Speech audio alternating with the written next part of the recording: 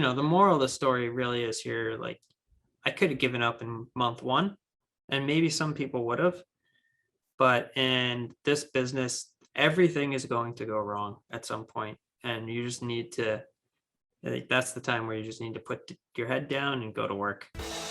I am Christina Suter, and this is the Real Estate Breakthrough Show, where we talk about the reality of real estate, the mindset you need in order to face the reality of what it is, and tips and tricks to get you moving forward in investing. I am your host, Christina Suter. I am here today with Donato Settanni. Let's hope I said that right. If I said it wrong, he has perfect permission to correct me. Did I do good? You did great. Oh man, hey, at least I passed the first test. So guys, I like to talk about the reality of investing in real estate. Part of the purpose of this show is to help you break through to your financial freedom by using real estate. The beauty of real estate is it can treat you very well and it works very well. And we have lots of experts who can tell you about real estate on this show, but it also can hand you your backside on a semi-regular basis. But I figure it's better than a batting average, right? If you know the good old baseball batting averages, right? Somewhere between 3 and 4 hits out of every 10 is considered a good score. Well, thank goodness in real estate, that is not the case. Thank goodness in real estate, it's like 19 out of 20. And every once in a while, you have something that does not work. So real estate is a marathon. It is not a sprint. And we're going to be hearing both Donato's expertise, as well as he's going to give us a good story so that we can figure out more about what it takes to be a problem solver in the area of real estate. So let me read his bio real quick. And you guys can take a quick peek at his website. So DXE Properties is who he is with. He will tell you a lot more about what he does there. Let me read his bio. Mr. Settanni is the co-founder at DXE Properties. His responsibility at the firm includes design, construction, oversight, and asset management. Mr. Settanni brings 10 plus years of institutional level experience from his past endeavors. His previous experience includes senior project manager for Oxford Properties in New York City. He was the lead project manager of the Oxford's flagship development project, St. John's Terminal, which I assume is the airport terminal. Yes, do I have that correct? No, it was actually an elevated train terminal where they used to take meat off the ships coming into New York Harbor, then cross the street, go up these huge freight elevators and out through the elevated subway system back in the day. A $2 billion redevelopment project. Nice. Right? Manhattan's West Village neighborhood prior to the acquisition of St. John's. Mr. Settanni provided oversight for Oxford at Hudson Yards, the $20 billion mega project on the far west side of Manhattan. Additionally, he spent over 3 years in Macklowe Properties as a project manager on 432 Park Avenue. In his role, he was responsible for residential unit and amenity turnover and successfully managed the closing on over $15 billion in real estate. Just making sure that's a 15. 1.5. 1.5. Hey, I am sorry. 1.5 billion is still an incredibly respectful number. I'm just saying. 1.5 billion is still a lot of real estate to have pass through your hands and for you to have experience and expertise on. Notable other projects on his resume include the New York Yankees Stadium and the Madison Square Garden renovation. Mr. Settanni holds a master's degree in real estate development from New York University and a bachelor's in engineering from the University of Delaware. He's proud of his diverse South American and Italian heritage, contributing to the growing minority-owned businesses across the U.S. And I happen to know, guys, he's got 3 kids. I'm just saying. And as of right now, he has a true newborn, which we got to talk a little bit about because I love kids along with loving real estate. So welcome. Good to have you here. Thanks for having me. Glad to be here. So what got you into real estate? Like, you actually did real estate early. I mean, you started with a degree in it. Why? Why I got into real estate was from when I was very, very little. I lived up in Upper Westchester suburb of New York City, and a neighbor behind us lived on this huge 100-acre property. And during the summer, he'd arrive at this huge 100-acre property via his own helicopter. So every time that helicopter would fly really low over my house, I'd point at it and I'd say, Dad, what does he do? And he always said, he owns real estate. That's what you should do. And that's literally why I got into it. There's a lot to that. 80% of the world's wealth is held in real estate. There is a lot of real estate out there, whether it's single family, multi-units, commercial, industrial, ranch properties, or just having enough acreage that you can fly in your own helicopter. Yeah, no, it's an incredible business if you do it right. So you got your degree in real estate. You continue to work in real estate. But now you're more inside of your own. I mean, that's a very impressive background. You did a lot of work before you even got into DXE. So help me understand some of your transition points there. Sure. So I think I always knew that I wanted to be an entrepreneur. I come from a family of entrepreneurs, and it was in my blood. I did want, call it the big time and the big boy, big girl experience of working in Manhattan and really learning it on a large scale, so that when I did go out on my own, I had a good, fundamental set of skills. Yeah. The first project I did was right after I got married, and we basically took our wedding money, instead of buying a house or going on a nice vacation, we put it into a real estate project. I was working full time at the time, so I did this project on the side. But ever since then, it really kind of catapulted my brain into, I need to do this and I need to figure out a way to do it full time. And that was really the catalyst, though. It took me another 5 years after starting that project to go out full time on my own. But then I finally made the switch. And so how long have you been out on your own? I mean, the projects that you did in New York, sound amazing. St. John's Terminal and Oxford at Hudson Yards both sound like amazing projects that you got to work on, but that was part of working with larger companies. So now inside of your own company, tell me more about what you guys are up to. Yeah, so right now I do it's very different, but also the same. I went from building skyscrapers to renovating garden style multifamily. But we are, that is call it the bread and butter of our business. We do value add projects in the Southeast United States. But we are also working on a development north of Seattle right now, which is a huge project for us, but we're very excited. But it's getting me back to the roots of, I'm going to call it work training, back to the New York City kind of larger scale type development. That's where, when we started the business, that's where we wanted to get to. And now we're finally getting there. If I may, can I share your guys' portfolio that you have on your website real quick so that you can put a little flesh and blood on it? So these are the projects that you currently are either managing and or rehabbed, right? But yes, right, renovating garden style. So I mean, these are not necessarily, when you say gardens, the reason why I want to do this is because when you say garden style, I think of about like 10 little cottages kind of around a little courtyard, and that's clearly not what just saying, that's clearly not what you guys have here, right? They're much larger projects that involve more units. Yes, we typically, we started smaller for sure, but now we typically try to only acquire 100 units or more at a time, just for efficiency scale. Good. And tell me, what do you feel like you guys is your particular niche? It sounds like you have a very clear definition, 100 units or more, garden style apartment buildings. Tell me more. Yeah, so we're exactly that. We like to be 100 units or more to staff the properties full time.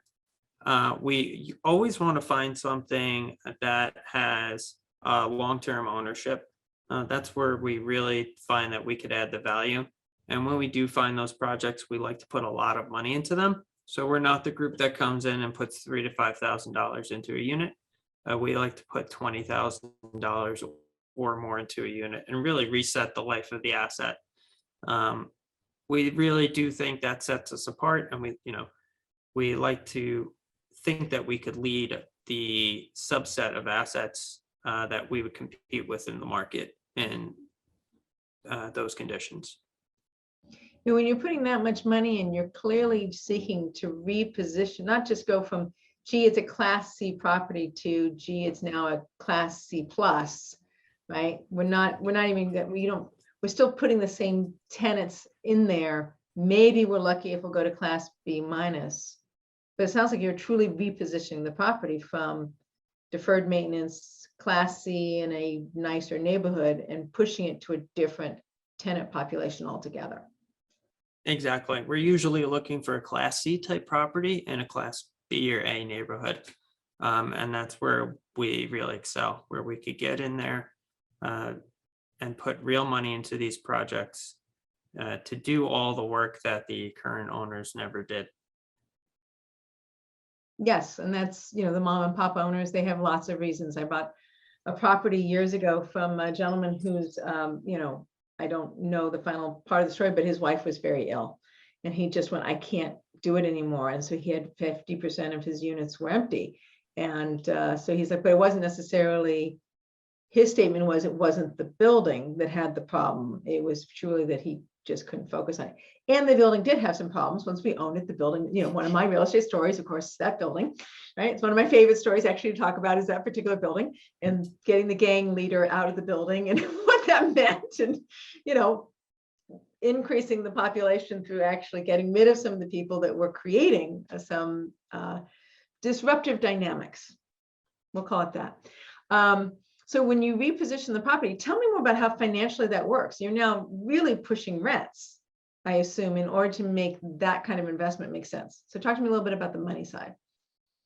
Yeah, so usually when we're looking at these type of properties, and in order to put that much money into any property, you need to be able to achieve 30+% in rent premiums post renovation. Okay. So we're looking at the market, and specifically we're looking at neighborhood demographics. Could the average wage earner in that neighborhood afford our post renovation rent? Whether or not the people at our property specifically could afford it right now. Yeah. We're really just looking on a neighborhood scale to say that, hey, this is the diamond in that neighborhood that hasn't been touched. It's the gem, and we want to, bring it to the next level. So how long does that take you guys to do, and what's some of the structure you put in place to be able to support that? Usually it takes us around 2 years to do a full renovation project. We like to hit the ground running. So within the first 6 months, we try to have all exterior and call it site improvements completed. And then from there on out, we are working on interior units as they become vacant. So we're not a group that tries to force people out of their homes, but as they naturally vacate, then we'll take those units and renovate them. There's 2 types of ways that we do it, depending on the property. One way is we'll raise all of the equity for all those renovations up front. So we'll just have a large reserve account up front, and we'll spend that money over the 2 years. And the other way is we'll do something what's called a bridge loan, in which we're getting a sort of construction type funding from a bank that we'll actually call on as we complete renovations, and then the bank will fund us for those renovations. And then would you then refinance that bridge loan out? Exactly. So usually after year 2 to year 3, we're looking to finance out of that loan into a more permanent, stabilized loan. What's your exit plan on the properties? Once you reposition them, 2 years, bridge loan or equity, now you've got a new building, new tenants. You change the culture on a building, good or bad, either direction.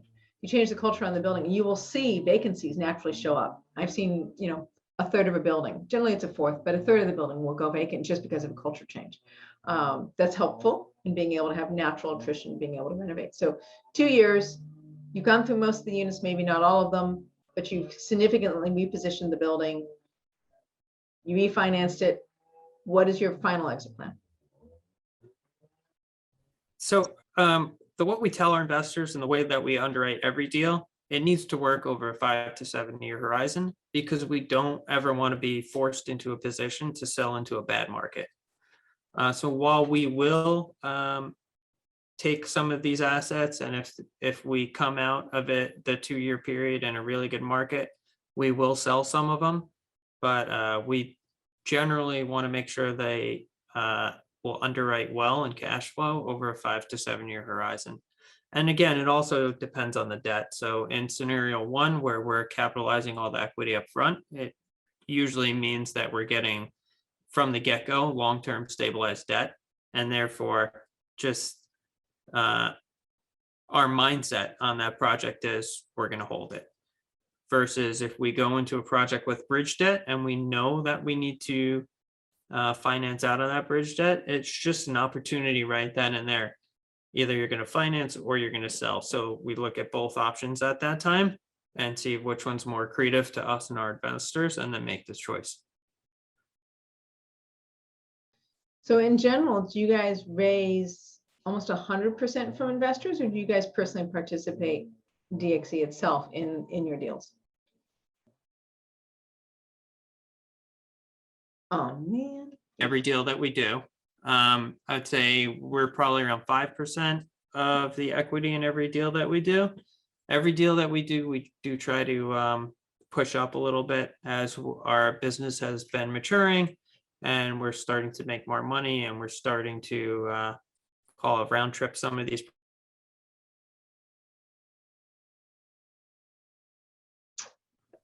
Real estate is our business, so investing is our business. Got it. So you do both design as well as, if I've looked at your bio correctly, you do both design as well as construction oversight and asset management. Design's awesome, right? Because that's sort of the creative side, and it sounds like you have a strong desire in that area. But how do you merge that with the project management or construction oversight? Do you have teams on the ground? Are you on the ground? How does that work? Yeah, so the design's the fun part. The construction's the painful part, right? Thank you very much. I appreciate the honesty. I was trying to lead into that without putting words in your mouth. I'm guessing that. Yeah, go ahead. It's always fun to design something and then you figure out that it's too costly, or right now there's supply issues and you can't get the product that you want, and you have to be able to pivot. And that's a major part of the business, especially here. What we do is we'll hire a contractor, a general contractor on site. Sometimes we will hire 2 to 3 general contractors and split up the scope. We like to do that for a variety of reasons. Number one, some contractors are more competitive on exterior work versus interior work. Number two, we like to make sure that we have a pool of general contractors that'll bid our work. So we need to make sure that we give different contractors work over a period of time, so that they don't just say they're just asking us for a price, they never give us something. Right. So we do that, and then we'll have on-site management reviewing these things, taking pictures for us, doing video walkthroughs for us. And then we're also down in market, call it every 6 to 8 weeks, checking up on these properties during renovation to make sure that everything is going smoothly. Okay. Where's your guys' farming area? Where do you guys normally look for your buildings? We're mostly right now we're in North Carolina, South Carolina, and Georgia. We have a heavy concentration in Georgia right now. Okay. Okay, cool. I was just curious because I'm in Los Angeles. So, I find buying 100-unit multi-units that actually cash flow really well and are accessible. I heard a friend of mine who says that according to him, the Midwest is anything that is east of the 405 freeway. If you have any idea where the 405 freeway is, it's not very far from the ocean. So I'm just saying that's a lot of east. But I don't quite have that opinion myself, but I happen to like that opinion. He also has a tendency to invest on that side of town, obviously. But if you're looking for 100 units and you're looking for the capacity to regenerate from a C building in an A, B neighborhood, and to truly be able to reposition it as a whole asset class, I mean, it really is sort of like a crowning jewel. You really can take it from something kind of stinky to something that really does operate well, especially with a good design concept behind it, especially in today's market. I mean, I call it the HGTV effect, but I find I'm now aging myself with that. So I think it's now called Flip This Home. It's the more current trendy show, but I'm not a big TV watcher. So, I find that purchasers and renters have this concept of what a home should look like that's very different from when I started, 35 years ago. It was like, it's got good bones, it's good enough, let's buy it. Now it's like, does it look good? Does it have good bones, and does it present well? Right. And that's what what I'm leaning to is this your guys' particular expertise? Because you're clearly, I've talked to lots of guys where it's like, okay, we go from here to here and we want $200 a door, and that's good enough because we've got enough forced appreciation based on a 5 cap. Okay, I get it, but you guys are going from here to here, right? And your design is probably part of what gives you that, makes you an expert in your niche. So tell me more about being an expert in your niche and what it is that you guys really rock. Yeah, well, so we, it's interesting, new versus old. And I really started seeing this in the New York City real estate world. And I first started seeing it in the restaurant world, actually, which, restaurant design has a lot to do with real estate design. And restaurant design usually leads the way because you need to spend a lot of money on a new restaurant. And then you need to redo that restaurant constantly to keep your clients coming back, unless you're like an old staple, and that's just a totally different business model. But what I started to see, and I started calling it, and I'm sure I didn't invent it, but it was just my word, but Instagrammable moment. And we're always looking for that.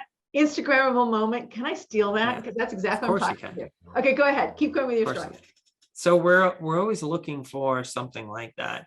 And usually on some of our properties, 80 built properties, it's hard to do that on the exterior. So we're really trying to make a kitchen pop or a bathroom pop, or maybe in one of our Atlanta properties, they all have fireplaces, which I think is great. And in Atlanta, you really don't need a fireplace, but it's a great centerpiece for the apartment. So we'll highlight that and make that our Instagrammable moment.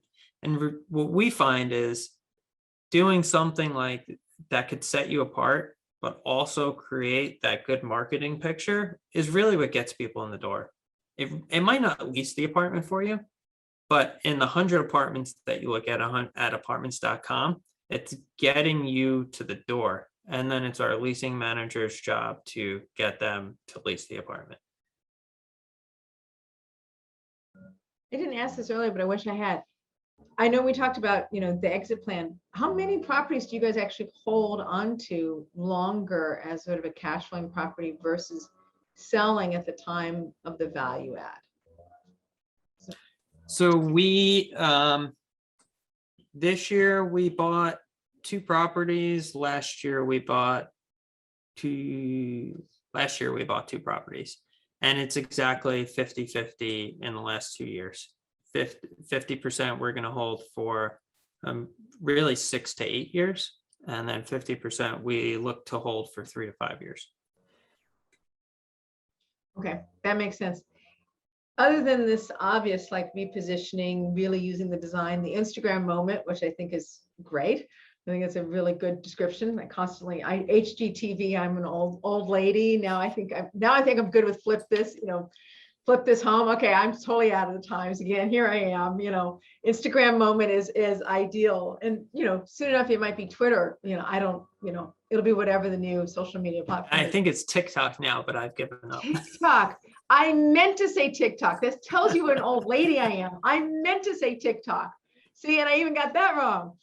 All right. So I get it. I get a sense for what it is you guys do. You do it well. You take investor money. You reposition an asset, truly reposition an asset. You use your design skill and the focus of the firm of actually being able to truly rehab to this new design level, reposition the building, get new tenants. You get a 30% increase. That's valuable to your investors. It's valuable to the building, and it makes the neighborhood better. Got it? Do I have it? Do I basically have it? That's it in a nutshell. Yes. Beautiful. All right. So we talked before about, and stuff can go wrong. Been investing in real estate for 35 years. And stuff has gone wrong in my investment portfolio, personally, professionally. I've definitely repaid investors when the project was going to lose money or did lose money, and I've made my investors whole. That is my particular stance. But projects can go really wrong. So one of the advantages or disadvantages of that is it makes you smarter, better, faster problem solver, makes you more clear about who you are. It's like a grow up. What's it? Show up, stand up, and grow up. That's what my coach always says. Show up, stand up, and grow up. Real estate requires that of you. So give us a story about where it challenged you and you really stepped up to it and grew up. Well, first of all, I don't know what you're talking about because real estate never comes with any issues. It's just all smooth sailing. Okay. Getting back to reality. That was good though, and you managed to say it with a relatively straight face. No, nicely done. I really tried. Are you often the straight man in the joke? Because you do that really well. Real estate is a challenging business, and anyone that's done it for a little bit of time knows that. It's a business where you have to have courage to basically play outside the lines, because one person told me that the stupidest guy in the room wins all the deals. An old friend of mine's father told me that. And he also said the stupidest guy in the room is usually the richest guy in the room for that same reason. So that tells you a little bit about real estate. But what does that mean? Like, if you go a level down, right? What does that actually mean? It means that you're looking for something, you're seeing something, you're willing to take a risk where no one else is. And that's how you got to that high price to buy the property. I have a story, my first project ever, where I took my wife and my wedding money, and we did this condo development deal in the town that we now live in. It was an old warehouse, so it was a reuse project. The warehouse already had no roof on it. That's how old and dilapidated it was, but it had all the walls and it had the concrete slab. And it was used for an industrial purpose, so we were under the impression, and from just initial testing, thought that this concrete slab and the walls were in good, sturdy condition. I started the project, and pretty quickly we figured out that there was no foundation. So these old walls were held up by no foundation, and they were just sitting on the concrete slab, which was not sufficient to put multiple stories on top of it. So that was my first project out of the gate. That was a huge blow in the first couple months as we started just cracking the slab. And I really didn't know what to do. And I didn't know what to tell investors, and I didn't know how to move forward. And the town didn't want me to build anything because there was no foundation under these walls. Eventually. Okay, so it's all stacked up against you. The whole point is, at this moment in the story, it is all stacked up against you. You didn't know what to do. The city didn't want you to do anything. The rehab that you now have to do is incredibly much more expensive than you originally had planned on, and you still have investors to answer to. Got it. Sounds very stinky. Let's month one. Hear more. What? Month one of being my own business owner. Congratulations. Yeah. So I do have an engineering background though, and I also was lucky enough to have those foundational skills of working on these large projects and always running into problems and knowing that you need to work through them. And if you work through problems, everything's going to usually be okay. And even when it's not okay, you'll still be okay at the end of the day. So what we figured out was just, I went to the town and I said, hey, I understand that these walls have no foundation under them. What I'm going to do is I'm going to underpin the walls, which means I'm going to dig out below the wall, create some instability, put a foundation in. Then I'm going to skip a section and do that again and again and again all the way around the building. Once I get that in and the whole structure stable, I'll go in and replace those out pieces. And the village engineer looked at me and was like, you can't do that. That's not going to work. And I told him, yes, it is. It's certainly going to work. So basically we got him to come out on site, and we showed him that we could do the first 3 in sections without the wall falling down. And we showed them that we could actually get new construction strength out of these walls by doing so. And we were able to do it and move on. In the end, we thought we were keeping this old slab from the beginning. We ended up ripping it out because of this, and it actually allowed us to put a lot of our services and utilities underground, which gave us a better product in the end. So yeah, we had to replace the whole slab, but it allowed us to put all of our utilities underground, which gave us a better product, and we were able to sell that product for more money at the end. So it cost us more, but we were able to sell it for more. And the moral of the story really is here, like, I could have given up in month one, and maybe some people would have, but in this business, everything is going to go wrong at some point, and you just need to, I think that's the time where you just need to put your head down and go to work.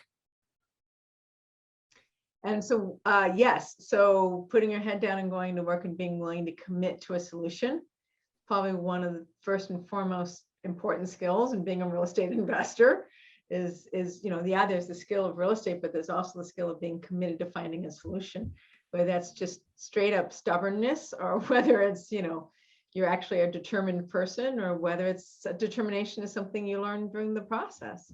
What did you learn specifically about real estate from this particular event? What I learned about real estate, I guess what I learned about real estate is maybe always have a large contingency, if that's a learning moment.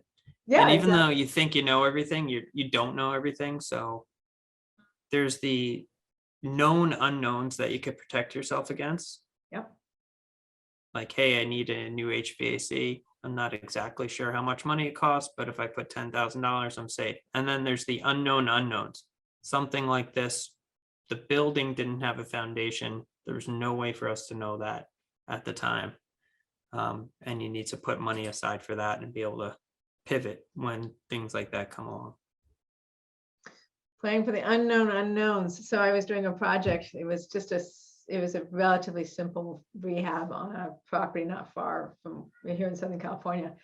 And we had foundation issues, but it was easier to solve than yours because, it was just like river rock versus an actual foundation. But what we had was we opened up the walls, and what we discovered was there weren't 2x4s in the walls. They had created framing. They had created some version of framing to attach the outside siding to, but the drywall was right up against it.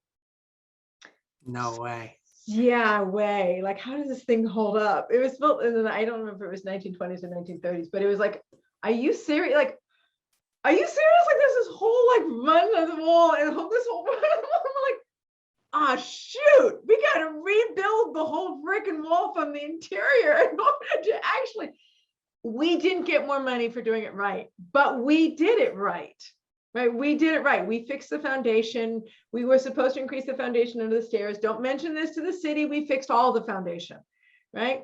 Whether the city was in there or not, the fact is it now has a very good solid foundation underneath it. And now it has real walls running down, both the older sections and the newer sections.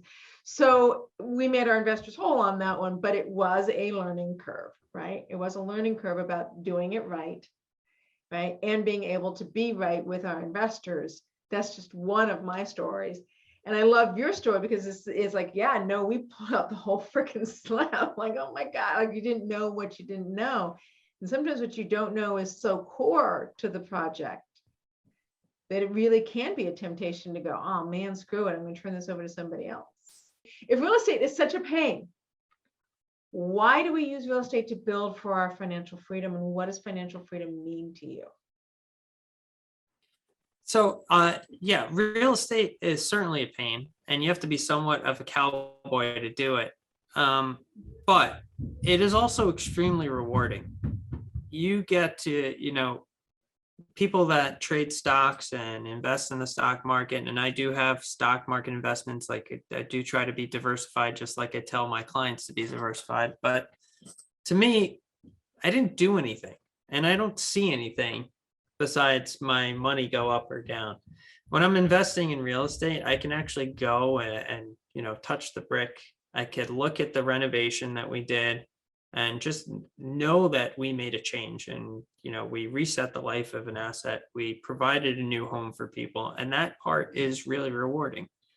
It also forces your brain to think every day and think creatively every day. To answer your second part, what does financial freedom mean? For me, it means not answering to anyone.